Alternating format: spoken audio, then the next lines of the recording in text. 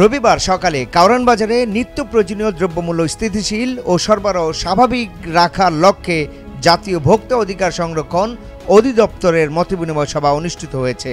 মতবিনিময় সভায় অংশ নেন ব্যবসায়ী সমিতি, পাইকার ও খুচরা ব্যবসায়ীরা। সবাই কাউরান বাজারের চাঁদাবাজি এখন কারা করছে ব্যবসায়ীদের কাছে জানতে চান ভোক্তা অধিকারের ডিজি HM শফিকুজ্জামান। 5 তারিখে আপনারা জানেন দেশের একটা ছাত্র জনতার একটা অভ্যুত্থানের ফলে আমাদের একটা চেঞ্জ আসছে, সরকারের চেঞ্জ আসছে। তাই চাঁদাবাজি যদি না হয়, পরিবহনের চাঁদাবাজি যদি না হয়, তাহলে দ্রব্যমূল্যের দাম কেন কমছে না?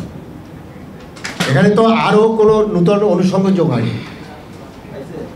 তাহলে কি হবে এই প্রশ্নের আমি আপনাদের কাছে করব এবং আপনারা খোলাখুলি বলবেন।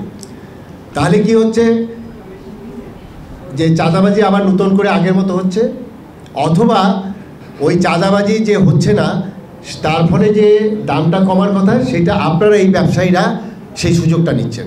এই দুইটা হতে পারে।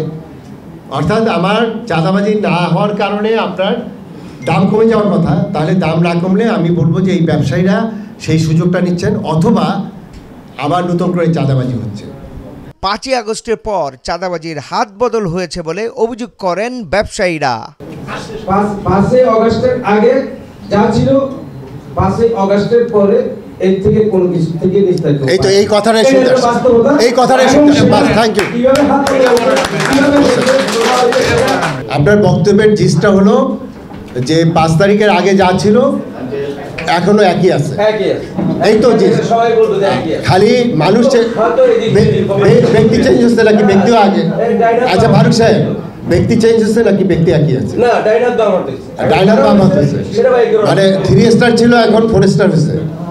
আগে ছিল 3 স্টার, দাম ছিল এখন কত স্টার হয়েছে আপনাদের সব সংস্থা যোগ করেন, যোগ করে বাইর করেন। তাহলে মানে এইটাই আমি জানতে আসছি, তাই না?